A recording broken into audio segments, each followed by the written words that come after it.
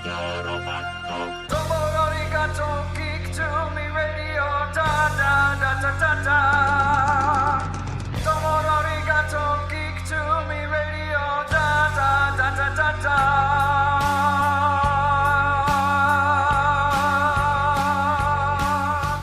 Welcome, geeks and nerds, girls and boys, to a brand new episode of Geek to Me Radio, New Year's Eve edition. Tonight, we have Victor Gischler talking about the adaptation of his novel Gun Monkeys to the new movie starring Pierce Brosnan and Fast Charlie.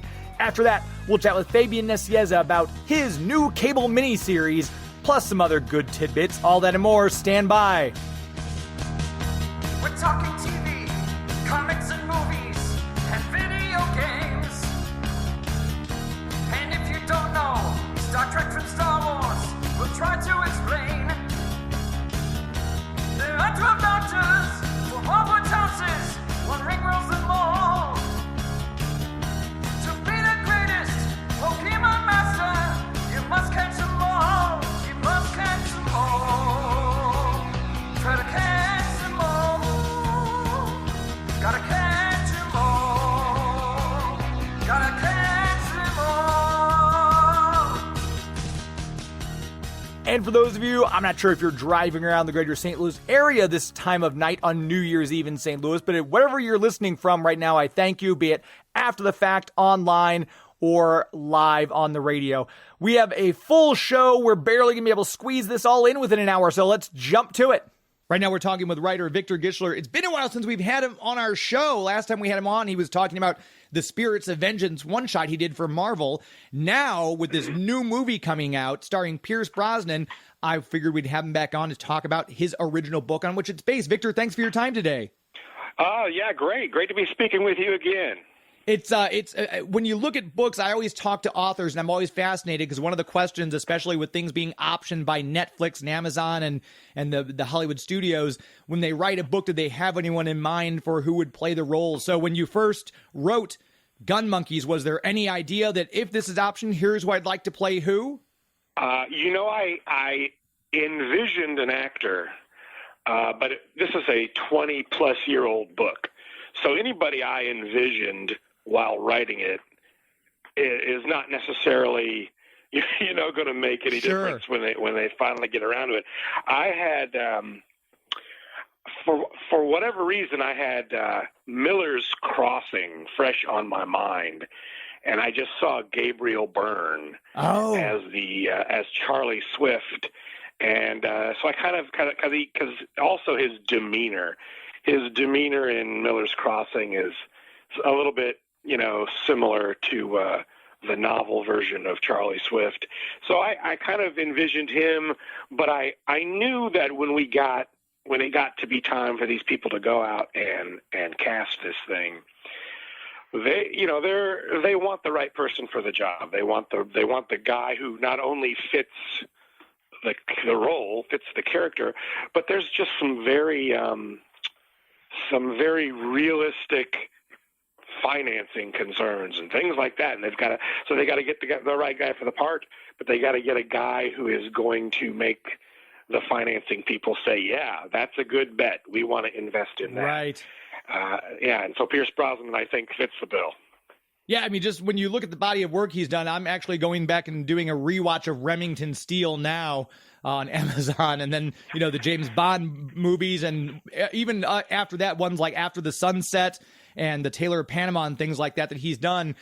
This seems like for this particular project, he's right in his element. Have you, what was the process with you with filming? Did they have you look at any of the early footage or anything like that? Did they keep consulting with you all the way through?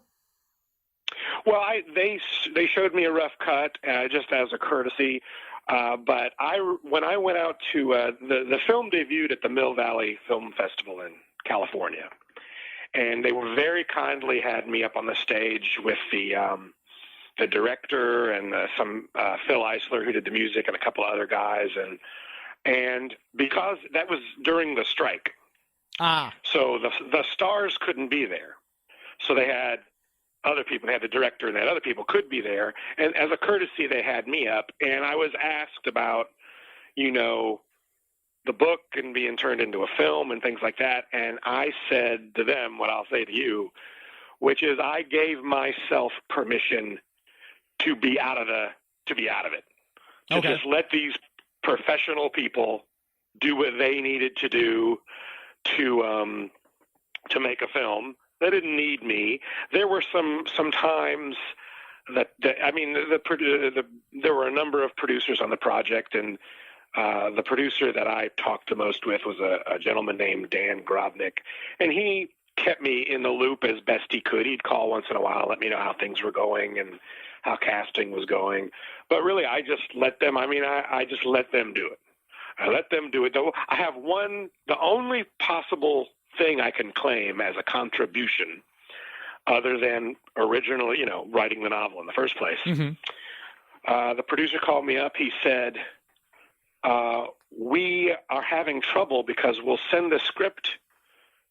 You got to go through like a manager or an agent before you get to somebody like Pierce Brosnan. And they showed it to other actors, and some manager looked at the script, and the original title is Gun Monkeys. Right. And he just turned up his nose and said, "Gun monkeys? So you want my client to be a monkey? What is it you want? What is what?" And for some reason, that title was not working. And the producer called me up and said, "This title, it seems to be putting people off. Not regular people, but like these manager agent types. Can you think of another title?" And I said, "Well, his name is Charlie Swift. So how about Fast Charlie? Because his last name is Swift. He fights. His nemesis is a guy named Lloyd Mercury. And, when I wrote the novel, I wanted the names to mean something, even if the reader didn't care. For me, I wanted these names to mean something. So I said, why don't you call it Fast Charlie? And even if you don't end up calling it Fast Charlie, when you film it, at least you can call it Fast Charlie for now, and these managers won't object to that." And it ended up sticking. And that was not only the title of the film, but they retitled the book to coincide with the film. I saw that. I saw that there was I think you posted on your Instagram page, there was a new release of the book that's out, and it's titled that. And I was kind of wondering if that was just to help promote the movie, but now I know the actual reason. Well, and also because, what better advertisement could there be for the book than the film and having, Pierce Brosnan, you're not going to put my ugly mug on the front of the book. Like, let's get a handsome guy on the front of there and see if we can sell a few copies. Sure. So I had no objection. I heard that when they approached J.K. Rowling to make the Harry Potter movies, that J.K. Rowling insisted on, well, I want to be able to veto who you cast and things like that. I'm not J.K. Rowling. I don't have her sales. I don't have her power. I am just said, you know what? I'm going to step back. You want to ask my opinion on something, I'll be happy to share with you. But you guys go make a movie. You're the professionals. Have at it. And with this one, with Fast Charlie, I know that you mentioned that the strike was happening during this time, and during the production at all, did you get to actually meet with Pierce Brosnan and talk to him? How was that? No, it would have been nice to, when I went out to Mill Valley for the premiere, it would have been nice to meet him, but he just, no actors were not allowed to do any sort of publicity or anything. So, but I got to meet the director, Phil Noyce, really nice guy, very enthusiastic about the film. He seems like the kind of director that when he's involved in a project, he likes the project, that he likes it. He wants to do it. He's eager about it. And I really appreciated that. I never got the feeling that Phil Noyce was phoning it in to get a paycheck or anything like that. He was working on something that he was passionate about, and I really appreciated that. But I didn't get to meet Pierce Brosnan. So maybe they'll do a sequel, and I'll go see him on the sequel. I don't know. There you go. And this is the indie movies, because we're seeing, it's all over the news. Some of these big budget blockbusters that are coming out are just not doing well. The audience isn't quite there for it anymore, whatever you want to ascribe the reason being. But I feel like I've seen in the past 2 years, especially, a lot of smaller independent films that I just adore. Is this one of those things where because you mentioned earlier, this film had been optioned by a couple other people and it obviously didn't go through. Is there something that draws you to those types of projects as well? Or does that just happen to be the happy coincidence that it's the smaller production companies that end up optioning your books? I don't know, because maybe the books they're optioning are hit that sweet spot of being compelling stories with interesting characters, but also contained enough where they can do a smaller budget thing or an independent thing. I mean, I've written fantasy novels too, where if you tried to make those into movies or TV shows, we're talking Game of Thrones budgets. And so people might read those and think, well, these are great, but it's going to cost us $1 billion to do this. Right. Whereas, these other things, we can control it, we can contain it, it's doable. And that's fine. That's, I'm happy if these people find anything that they like about, something I've written and then want to do something with it. That's flattering, and I'm happy to roll along with it. And we've talked to other authors on the show before, like we had Brad Meltzer, who's kind of like what you just said. He writes fantasy, he writes crime, he writes different things like that. Do you find yourself drawn more to one? Is it easier for you as a writer to lose yourself in one genre versus another for you, or is it all pretty much the same? I feel like I can sort of run out of steam on something. Okay. I can and I need to change. I mean, I needed a change from crime. I'd written some crime novels, and they were sort of well received in certain circles, but they weren't bestsellers or anything. So I was like, well, when I grew up, I really liked fantasy. I liked swords and stuff like that. I'm going to try that, and so I tried that, and then I found that after writing a lot of that, I was offered a chance to write a Western. Ooh. Under a pseudonym. So I wrote a Western under the name Nate Morgan. And it was like, cool. It was like, oh, it's nice to do guns again, because I've been doing swords and spells. Now I'm back to guns. And, I can it's a whole different bunch of toys. It's a different set of toys, And I'm like, oh, I'm going to play with these toys for a while. And now I'm sort of re-energized, and I don't want to brag too much, but I wrote my very first Western that was ever published got a Spur Award. Oh, nice. Very cool. And I got that call. They said, you just got a Spur Award. I'm like, you're kidding. And I got my butt out to South Dakota to accept it. And while I was out there, I took my son and we saw Mount Rushmore and made a trip out of it and everything. So just that I can switch gears is energizing. When I get tired of guns and horses and lassos, I'll go back to swords and wizards, and then if I get tired of that, I need a break. I don't know, maybe I'll do spaceships, or maybe I'll do a romantic comedy, or I don't know. But it's nice to be able to get a new set of toys, and then that'll re-energize me a little bit. As someone like myself who's a layman, I would assume that fantasy, and again, I'm guessing here just based on my limited knowledge, would be somewhat easier to write than a Western, where I feel like a Western, people want details like, well, they wouldn't have had that gun in 1886, or, well, this is the kind of horse that was in South Dakota during this time period because of the migration of the Native Americans at that time. Did you find that there was a little more research involved or necessary, or is it kind of the same across the board for you? Well, I mean, what you're saying is true, but then again, it's easier in some ways, because in a fantasy world, I have to make up everything. Yeah.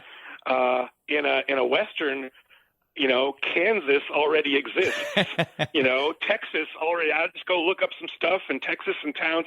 I don't have to explain to my reader where Idaho is. I mean, it exists already. So, on the one hand, I got to do some research. And I gotta check up on things to make sure I'm representing the region properly, or that my protagonist isn't using a gun that wasn't invented yet, or something. So I do have to put my due diligence into that, but I don't have to make up a world from soup to nuts like I do with a fantasy novel from the ground up. Right. And going back to Fast Charlie, if you can't talk about this, I understand, but I'm just curious because you mentioned it and I wanted to circle back. You mentioned that it had been optioned by a couple other studios in the past. Obviously, we didn't get a movie then. Was it something that they take the idea and then the time lapses and they don't do it, so the rights revert back to you to do with what you want? How does that work, or do you not want to speak about that?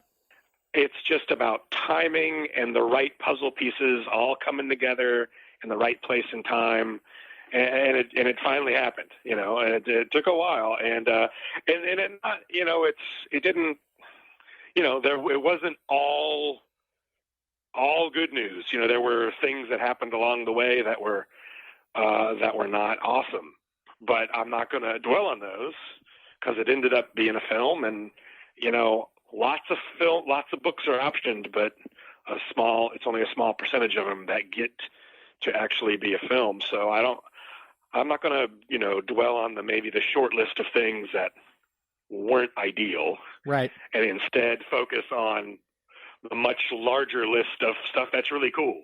Yeah. Yeah. I mean, the woman from Firefly is in my movie. That's awesome. I mean, just stuff like that, is where I'm going to focus energy. Yeah, and that's probably a healthier way to live life too, I think, in that instance. Well, you know what? If I could just talk about my mental health. Sure. I'm not telling a secret when I say, because the director, Phil Noyce, he tells these in his interviews, he tells these stories.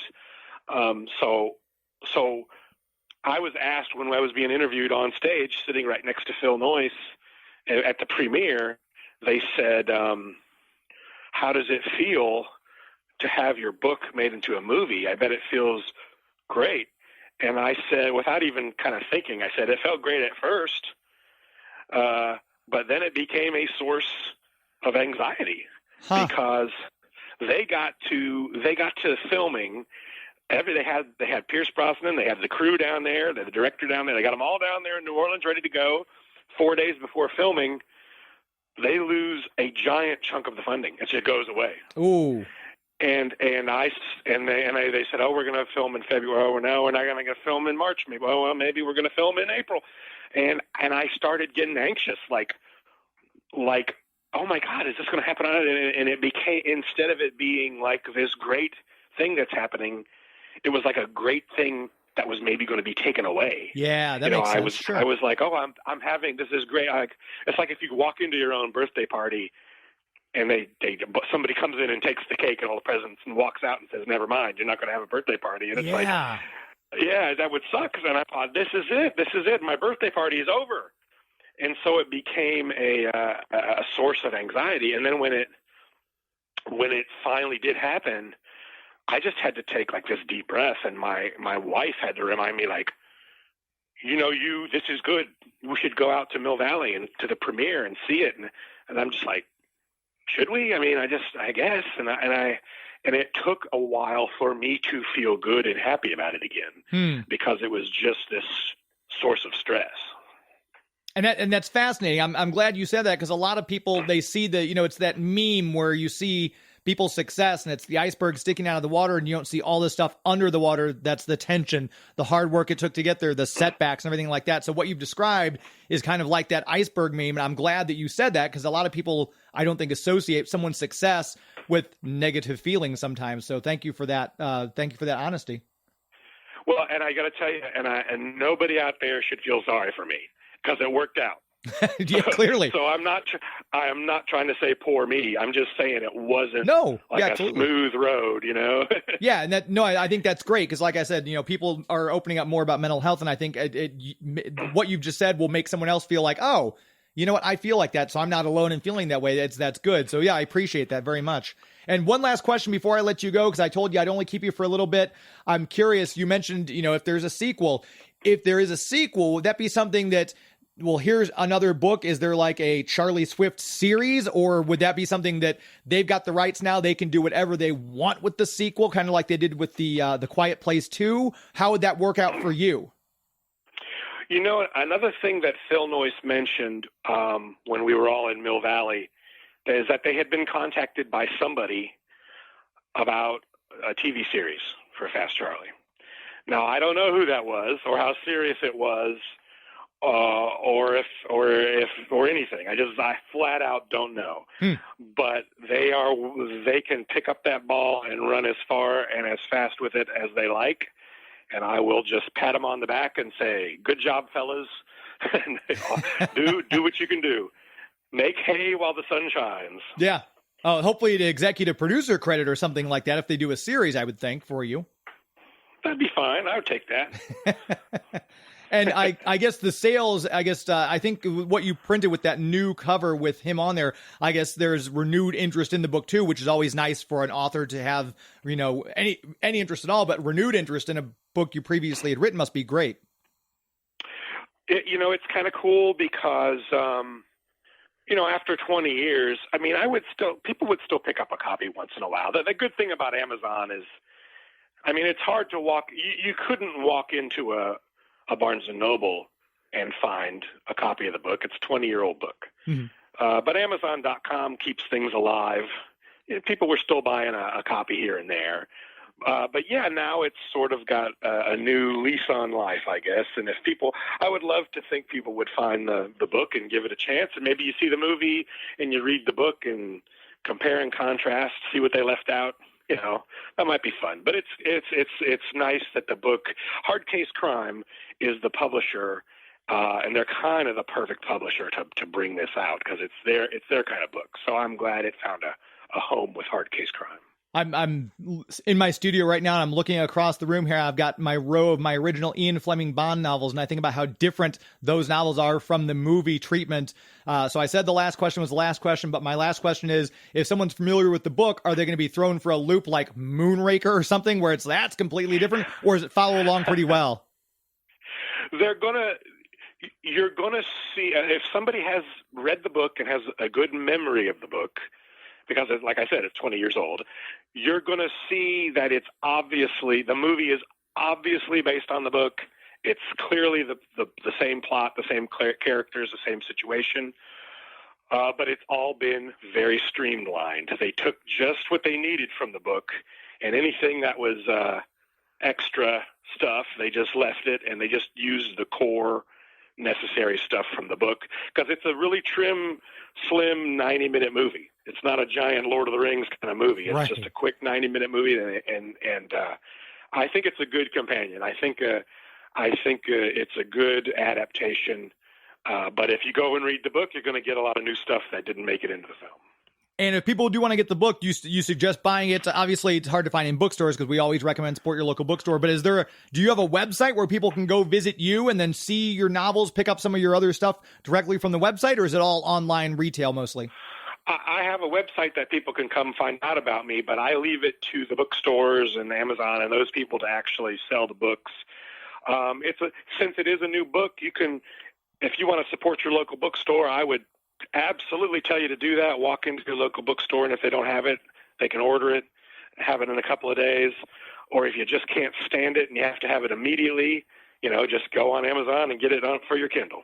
Perfect. And I mentioned you are on Twitter and Instagram. It's just at Victor Gischler, correct?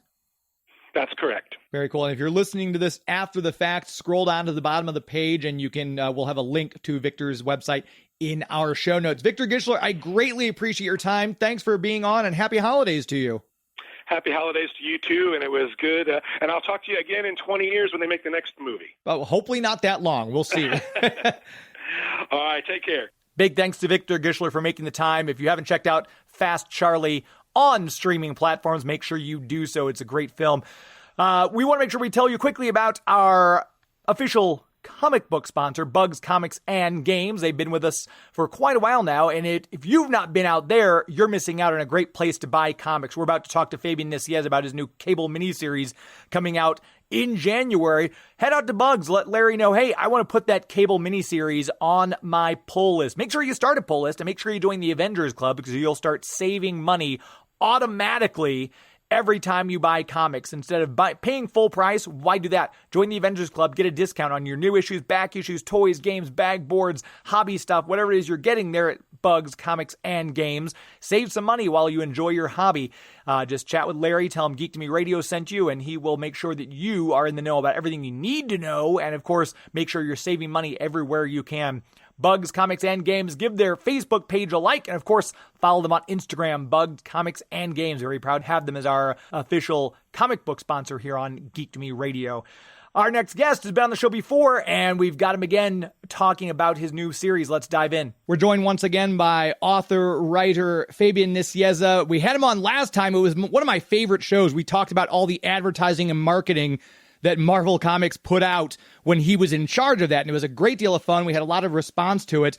And now we're going to talk about the new cable miniseries, which should hit your local comic book store shelf January 17th. So make sure to get a pre-order in now. Let your people know that you want it so they can add it to your pull list. Fabian, how are you? I'm doing great. How are you doing, James? I'm doing well. Thanks for joining me on New Year's Eve and your birthday. Happy birthday, by the way. Thank you very much. I am turning 39 years young again. So with a New Year's Eve birthday, I guess it's kind of fun because you always have a party to go to. Now, it was fun when I was growing up, that's for sure, and it was certainly fun when I was a teenager and in college, but it's been a lot less fun as an adult. A lot less fun, once you have kids and et cetera, et cetera. And my wife and I aren't giant party goers, so we don't tend to go to New Year's Eve parties that often. So the irony is, the older I get, the more indifferent I am to it. Like, the lazier I am to it. Like, right. My wife and I have been going to bed before midnight now for a few years. It doesn't matter. It really doesn't matter. It's just the turning of the clock is what it amounts to. Yeah, my wife and I are the same way because I'm kind of like, I'm a night owl by nature, and usually she's like, okay, wake me up when it's New Year's Eve, because she goes to sleep at like 8 o'clock, and I'm usually staying up to see the ball drop or whatever. But it's always fun.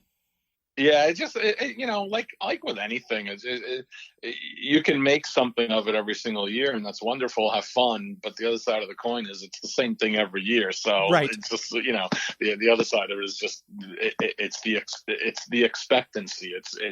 It just comes around. What it really means is that for me, especially New Year's, because it's my birthday, it's like another cycle around the sun means one less cycle coming up in the future.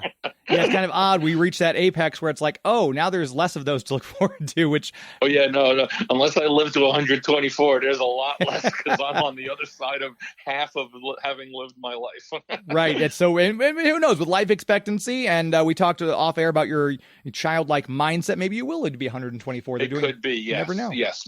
Both my parents lived to be older, and neither one of them were as immature as I am, so maybe that combination will keep me percolating to 110, 115, around there. So. That'll be what pushes you over the edge, exactly. It's always great to see your name on a comic book, because obviously when I grew up reading comics, you were like red hot. And it's interesting because I just saw Roy Thomas's Facebook page post a thing of the highest published authors, like the people who wrote the most number of stories, and they broke it down by stories and pages.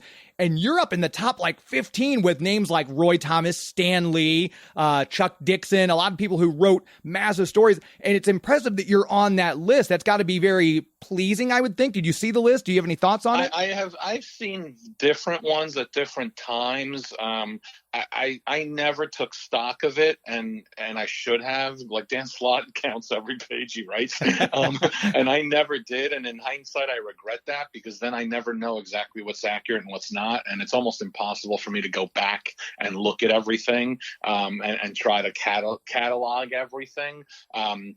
So I have seen it. I know I wrote a lot.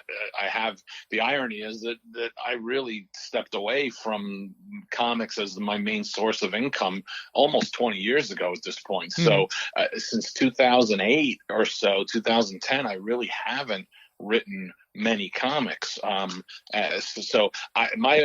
thing when I look at those kinds of things, it's always what I think I saw they missed. Like Right. I know they're not counting custom comics that I've done, and there's a couple hundred pages minimum of that I've done for Marvel and DC.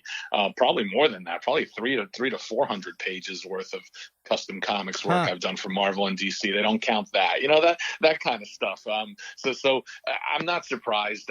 I mean, it feels good in more than anything, it feels good being listed among people like that, like Roy Thomas and Chuck Dixon and Stan Lee and Jerry Conway and guys I respect tremendously, because what I've always respected are the hardworking month-to-month guys, more so than the hot, cool special project that deconstructs your favorite superhero and makes them a prostitute kind of thing. That kind of stuff bores me, and I prefer that plug to it, stick to it aspect of the industry in that capacity. So I'll look in the early 90s or very early 90s, a very, very popular through the 70s and 80s comic book creator called me the Jerry Conway of the 90s. Oh, wow.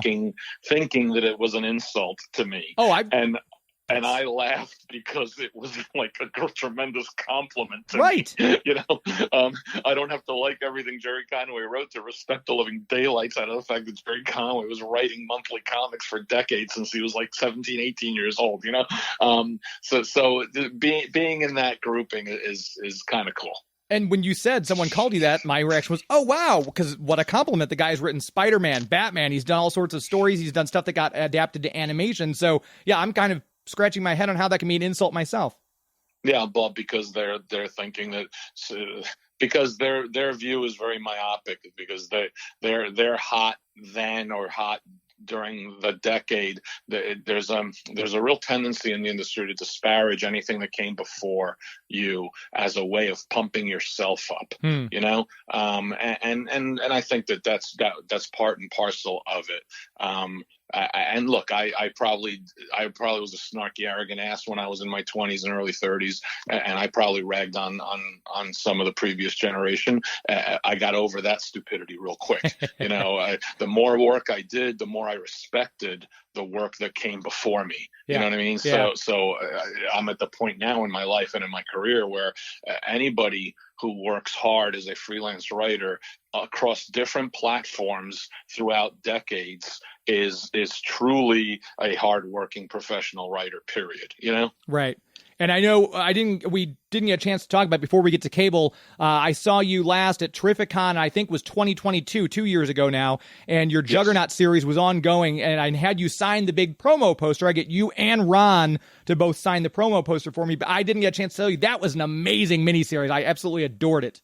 I appreciate it. I enjoyed it tremendously, getting to work with an artist as good as Ron, who I've known for so long and whose work has just always evolved in really fascinating, exciting ways.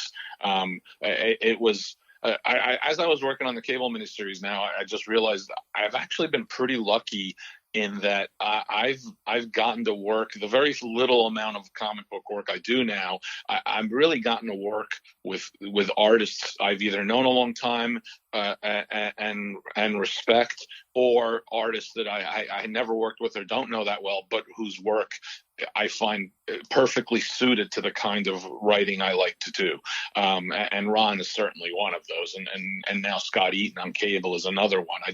That there is an absolute difference in the generational styles of artists. There is an absolute difference in the tone among and between different superhero books put out by Marvel and DC right now. I'm a huge believer in as a publishing program, you need to have a wide diversity in not only talent, but in the tone and styles of books you choose to do. Mm-hmm. And I am still of the disposition that when I'm writing a Marvel or a DC superhero book, I want it to be crunchy fun, So I want artists who know how to draw crunchy fun. I don't need artists who know how to draw someone staring out a window for 9 panels. That's not what I'm writing. I want an artist that can draw me a big old huge 2/3 panel page with gigantic Kirby tech equipment and the great gargoyle coming out from behind a piece of equipment. That's what I want, you know. And I've been really lucky in the limited amount of superhero work I've done for Marvel. I get to work with Ron Garney, I get to work with Paco Medina, I get to now work with Scott Eaton. It's a lot of fun. And this is a character that you've continued to visit. It's not like you did him in New Mutants and X-Force, and then okay, I'm not visiting that character again. So you've gotten to play with Cable on and off, but this is a different story. He's teaming up with his younger self, Nate Gray. This is Nate. This is young Cable. This is Nate Gray. This is Cable at age 15. Oh, so it's not. I saw Nate, and I was thinking, oh, this is Nate Gray. No, no. The way I differentiated it, even in script, is between Cable and Nate. I call him Nate. Otherwise, I don't want to call him young Cable in my script. You know, that's scary shades of Kid Nova from the debut of New Warriors 30 years ago. This is the younger version of the character that Jerry Dugan introduced in a 12-issue series that he had. And then he went back to the future, and apparently in the ongoing Krakoa and Orcus storyline in the mainstream books, he's come back. So when they called me up to see if I was interested, I just asked a few questions. Where's young Nate? Because I knew they had done this miniseries, but I hadn't read it at the time. And what's Cable's role in the big crossover? So we hashed all that out and talked it all out, and it really made a lot of sense to start my storyline by picking up on story threads that are going on in the main books. And in that capacity, young Nate has been kidnapped by Orcus. So it made a lot of sense for me to start my book with Cable trying to rescue young Nate from Orcus. And then we go on a kind of an offshoot branching adventure from there. And the adventure is set in present continuity, but it's taking place kind of parallel to the events going on in the main X books. But this isn't something you'd have to read the main X books to get, like some of the offshoots of the newest sequels they just came out with a couple years ago. You had to kind of, why is this happening, and stuff with the Ultimates and things like that they've done in the past. This is something you can read this and not necessarily be lost. No, this is a completely self-contained adventure that is happening while the ongoing X events are going on. So we try to touch on it a little verbally through dialogue and script, but part of the entire story structure is young Nate complaining to Cable that they're wasting their time on this side adventure because there's a big thing happening right now, and Orcus needs to be addressed. And Cable is temporarily fixated on this particular new problem that he fears will grow into a much bigger problem down the road, and he'd rather nip it in the bud right now. And I'm assuming the lure having you come back was A, it's Cable, B, it's a mini-series, so you're not tied to a book or anything like that. Is this something that if they were say, hey, we'd love you to do an ongoing, you've got so much other stuff going on, is it something that you're willing to come back to comics on a mini-series and case-by-case basis, or have they ever approached you to do a more of an ongoing long-term series? You know what? It hasn't been an issue for me to even be worried about, because I haven't been offered a monthly comic, and I honestly don't know if Marvel and DC publish that many monthly comics anymore. I know some of the main, some of the more popular characters are ongoing, but even they get canceled and relaunched constantly, right? I mean, Dan Slott's not currently writing Amazing Spider-Man number 800 whatever. He's writing whatever the 50th relaunch of Spider-Man has been. Yeah. So I don't even think about it. I don't even concern myself. If my editor Lauren Amaro, who's great, she's just been wonderful to work with, and she assembles a great creative team. If Lauren says Marvel's decided they want to keep going, I just say, do they have a set number of issues in mind? Because that gives me an idea how to structure my story. If they go, yeah, we want to go to 12, I'll say, okay, fine. Then I'll write a story to 12. I stopped thinking about monthly the monthly comics and writing for monthly comics way back in my Cable and Deadpool days, because we were under a looming guillotine every 6 issues basically for almost the entire run of that book. So it changed my way of thinking. I didn't want to think long term anymore because I never thought there would be a long term, and I made the cardinal sin of backing away from my new philosophy just a few years later when Mike Marks asked me to come back to write Red Robin after Chris Yost was leaving with issue 12. Mike asked me if I wanted to come back to write Tim Drake because I had written the last year of the Robin monthly comic, and I said I would love to because I love writing Tim Drake, and I actually had that book broken down in my notebook real roughly through multiple arcs up to like issue 75, and then with issue 25 we find out New 52 is going to kill the book. So I'm like, oh come on, like, so I that was it. That was absolutely the nail in the coffin for me to even spend mental creative energy on trying to think of things as monthly books. Just tell me how many issues we're working on, and I'll come up with something. If you like it, let's rock and roll. Yeah. And that's kind of how I've approached it. So this was a 4-issue miniseries. The first issue is like 25 pages long, and I structured my story to work within that time, that kind of a frame. Yeah. And that's and it's good. If they want to do more with this creative team, I would say yes in a second because I love working with this group. If it's a different artist that I don't like as much, that may make me say no, thank you. I'm just like I'm pretty comfortable in that regard right now. That I've said no a few times when they've asked me to do things because I just wasn't excited by it. But oftentimes they'll some editors that I work with know that usually all they need to do is say one word to me, and that's pretty quick. Like so when Jordan Lake called me up a few years ago, and he just said Juggernaut, and I was like, yes. It didn't even matter. I didn't even know Ron was drawing the book then. So this time Jordan called me up and said Cable, and I go, okay, what's going on? I asked some questions this time. I don't want to do a past retro continuity story. I want it to be present continuity, and he goes absolutely, and I was like I don't want to get too tied up in a crossover because I'm not a part of the writing group, so it makes it really hard. He goes, well, we may be able to dance around that. I go, okay, let's figure that out, and we figured that out because we had an email thread going on with Jordan and me and Lauren and Jerry Dugan, and we figured out how this flows because it was going to be really hard to tie it in too tightly to what Jerry was doing. And all I needed to do was leave it at a place where Jerry can pick it up again.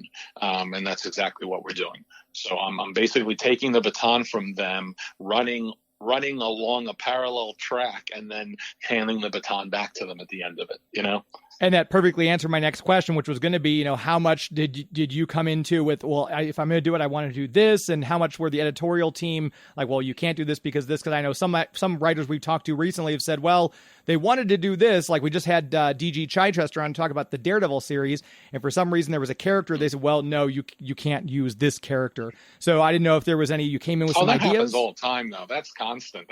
That's a constant annoyance, but it's just a reality of working on work for hire in a collective sandbox. There's sometimes you want to play with a toy and the toy's not available because there's another kid playing with it, or a greedy kid who wants to play with it 6 months from now and won't let you play with it now as a result. That happens all the time, and it's always frustrating if you have a plan. Like I had a list of characters that I wanted to try to incorporate into this storyline, and I found out a bunch weren't available, so I just had to juggle and play with it a little bit. What ends up happening with me often is I just go back to my comfort zone, which is the Fabianverse. I got a small little group of characters and storylines that I percolated but never fully developed, that have always been around the periphery of stuff, mostly in the X books, but some of it in the more mainstream Marvel universe with Thunderbolts and things like that. So I always feel comfortable that if I'm stuck, I can't use this character that's really going to throw me off for what part 3 of this 4-part storyline was going to be. I always know that I can fall back on using something that I came up with, that I knew what I wanted to do with it, that hasn't been played with enough. And I'm comfortable doing that. That happened here, and so I pull out a couple not so shiny dimes anymore, but they're also not rusted. They can still go in the gumball machine, and then I end up using them. And I did that again here in the cable miniseries. I'm not allowed to use XYZ because stuff is going on. Okay, fine. Look, what can I do? Who is complementary to that from the standpoint of what the story needs? And Marvel has a truckload of characters that you should be able to find someone who's complementary to what your needs are. Oh, I need a nasty biogeneticist. Okay, I can't use X. Well, I can use Y instead, and oh, I can't use Y. Well, then that's when I go into my pocket and I pull out my Fabianverse Z that no one has used in 10 years, and then I'm good to go. So we will get to see some surprise appearances in this series, I would think, by members of the Fabianverse. Yes, absolutely. 2 or 3 at least. 2 or 3 at least. Yes. One I don't think has been seen since I last wrote them, and that was 30 years ago. Oh wow. One who has been used in the X books, but not recently. And I used a lot way back in the day. Another one who I think hasn't been seen in 10 years at least, who I think is a shame on Marvel's part, because I think this is an excellent, I really like this character a lot, and I'm using them in the way I think they should be used. So you'll see that character in the miniseries, but you won't even know you're seeing that character in the miniseries until the end. And we'll leave it at that. But ultimately, the focus of the book is not all that stuff. That's all, for me, that's all fun Easter eggs and fun like crunchy bits, like I was saying earlier. Mm-hmm. The focus of the book really is about Cable and Nate, and Cable seeing himself through Nate's eyes, and Nate seeing himself through Cable's eyes, and neither one of them really liking all that much what they see. And Cable wanting to be a little more proactive about the problems that they're all facing today, because a problem ignored today becomes a much bigger problem tomorrow, and he's sick and tired of something he could have addressed now cropping up in 10, 20, 30 years to create multiple alternate timelines that are all a disaster area, et cetera, et cetera. And Nate looking at Cable and thinking to himself, I don't want to become that. And even more interestingly, what if this timeline we're trying to stop is a good thing? What if it's worth seeing if this can happen? And therein will lie some of the underlying conflict between them. And again, the Cable miniseries hits newsstand. I say newsstands, comic book stores. They don't sell them in newsstands anymore, unfortunately. Unfortunately. January 17th in 2024. So make sure you make it a New Year's resolution to put that on your pull list. Please ask your local comic book store to order it for you, just to make sure you get your copy, with art by, as we mentioned, by Scott Eaton. Anything else you're doing that people can look for you on as far as other projects? I have one shot coming from Marvel in February, which is a giant-sized Fantastic Four issue. It's a misnomer, although the issue itself is giant-sized. My story is regular size, which was quite a little annoying sort of a thing to find out after I agreed to do it. They want to celebrate the 50th anniversary of those great giant-size issues from the early 70s. Oh, yeah. Of which I have them all in my basement from when I originally bought them. And they told me to go, well, I said, how many pages are going to be? 30, 35? And they like looked at me like I was two heads. They go, no, it's going to be a regular 20-page story. I'm like, what? Oh, how do you call it giant size if it's a regular 20-page story? Well, because it's going to have a reprint in the back, and that'll make it giant size. Like, okay, there you go. Thanks for nothing. So I tried to do a story that was kind of in keeping with those great giant size FF issues that came out. Like the first 4 or 5 were great. Like it was Roy Thomas and Jerry Conway and Len Wein and Rich Buckler and John Buscema, and every one of them were self-contained issues that had a big thing in it, a big new character, a big storyline. So I wanted to bring in, I wanted to create a new character that could be big. Doesn't mean he will be big, but he could be. I found that I couldn't use Submariner, but they were more than happy to have me write a story that would help bridge the gap between where Submariner currently is and what they're going to do with him next. Okay.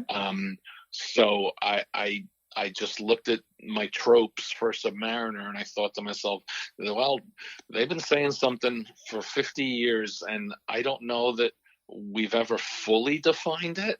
And that is Namor shouting Imperious Rex all the time, which in Latin means eternal king or forever king. And I thought to myself, what if it's a shout out to someone? What if the reason that became common lore for Atlanteans is because it was rooted in history, which at this point becomes mythology because it was so long ago. Right. And what if there was a character that called themselves the Forever King and they were thought to be the Forever King? And so I basically have this character coming out of a Atlantean Lemurian magical stasis back into present day, and he is Imperious Rex. He is the Forever King, and he's not all that happy with where things stand right now as far as Atlantis and Lemuria are concerned. So he's a character called Natlas, and he is a Lemurian and Atlantean hybrid. Who was their king 4,000 to 5,000 years ago, and during his reign, he tried to bring the two people together, and too many of the factions on each of the Atlantean side and the Lemurian side did not want that. They did not want to change their society. They did not want to unify them. They preferred their differences and their hatred of each other because of their differences. So after 100 years of rule, they in essence like betrayed him and basically put him under lock and key. And in the opening of the story, and I got to short stroke the whole story because it's 20 pages long and there's a lot of big stuff. But at the opening of the story, Reed Richards is helping Walt Newell, Stingray, to do some research in the ocean, and they uncover this giant door hidden by a whole bunch of vegetation and plant life, and of course the two of them want to open the door, and there goes the story from there. And Walter Newell, one of my very favorite Reserve Avengers. That'll be cool to see him pop up again. Yeah, it's always fun. Yeah, I love breaking out characters like that. They've used Stingray on and off over the years, and I just always love the costume. Although I never understood why it was red and white, but I always loved the costume.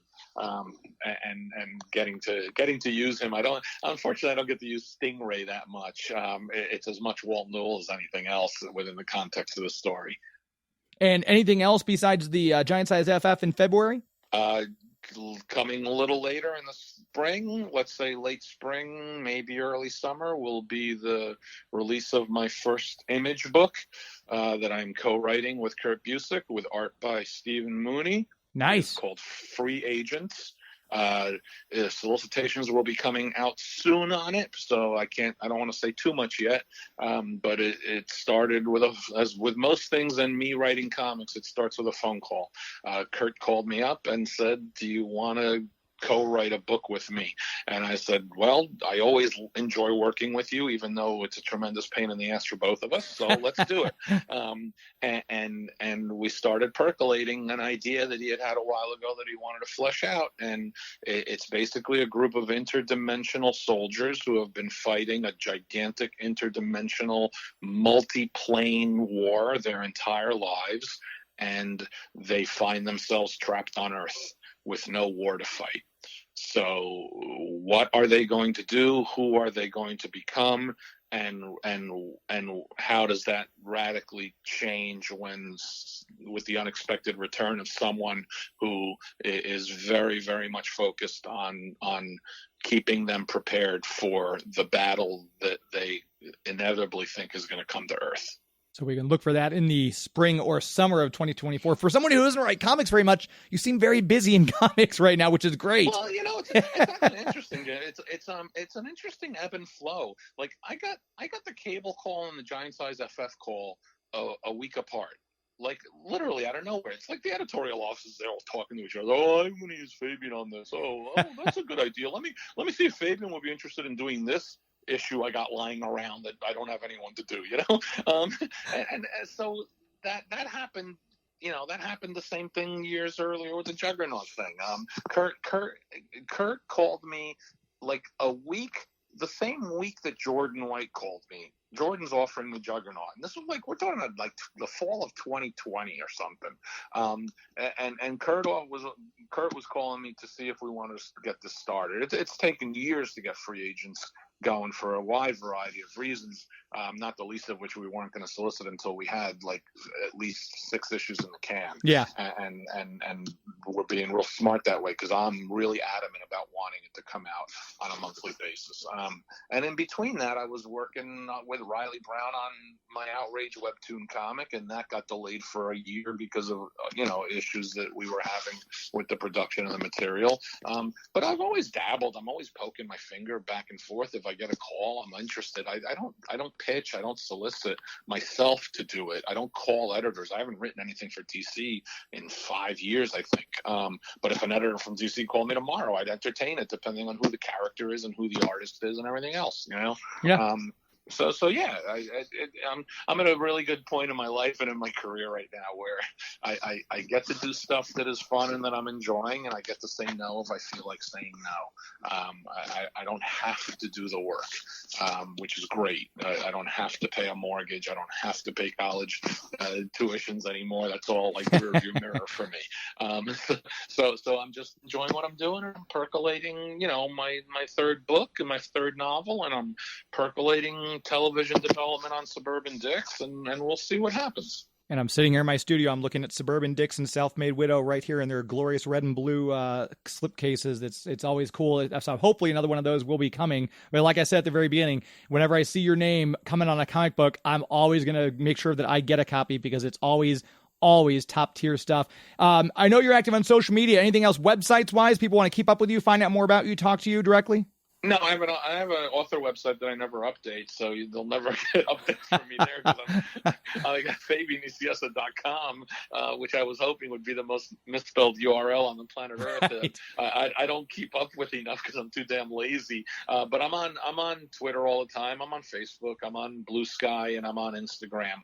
So I'm incredibly easy to get a hold of, and I'm usually pretty open to direct messaging on all of those platforms, and I'll respond if you're not being a jerk, and so you can always keep up with whatever it is I'm doing, more so through my social media accounts probably than my own website, because like we've established, I'm an idiot. But I should be using my website as my main focal point, but it's just too much work. Well, again, I appreciate your time. It's always great to talk to you and great to see you at conventions. Hopefully I'll run into you again very soon, and Happy New Year and happy birthday. Thank you very much. I appreciate it. Hope everyone had a happy holiday season, and I look forward to seeing you in 2024. And just like that, another show has gone. My thanks to both Victor Gischler and Fabian Nicieza for joining us on New Year's Eve. I want to make sure we tell you very quickly about our premier sponsor, Discover St. Charles. That's discoverstcharles.com. If you're making your New Year's resolution to visit some place you haven't been before, please put St. Charles, Missouri on the top of that list. A lot of cool stuff that's already out there, that's already happening, that's already in the works for 2024 and beyond. More on that coming soon. But you want to make sure you plan your trip. There's always something going on. Great food, great atmosphere, cool stuff to see. If you're a history buff, a foodie, if you like just getting out in the outdoors and hanging out, if you like seeing someplace new, put St. Charles on your list for 2024. Start your trip at the website, discoverstcharles.com. That's going to do it. Happy New Year to all of my listeners. I appreciate all of your support, your downloads, your listening, your calls, your texts, your support throughout the year. It's meant a great deal to myself. And of course, thanks as always to Joey V for making the show sound as good as it does. Wouldn't still be doing this now here going on 8 years later without his help. So thanks to Joey V, and thank you to all of you. Until next week, my friends. It's not in the way you watch I zombie. It's not in the way you watch The Flash. It's not in the way you love Scotty Young art. It's not in the way you play Mario Kart. It's not in the way you look when you make Game of Thrones references. That's our show. This is Geek to Me Radio. That's our show. This is Geek to Me Radio. Thank you, Krakoa. Good night. Hey kids, are your parents about to buy you a shiny new toy from Amazon? Hi, I'm Chucky. Wanna play? Well, don't be selfish. Share some of that money with us. Before going on Amazon, make sure to type in bit.ly/geek2me in the web browser. It will look just like Amazon.com, except it'll say referral Geek to Me Radio up top. And then when you check out, a tiny percentage will go to support the show without costing you 1 cent more. So before your parents get you that gizmo, gadget, or widget, make sure they type in bit.ly/geek2me in the web browser. Bit.ly/geek to me. Bit.ly/geek to me.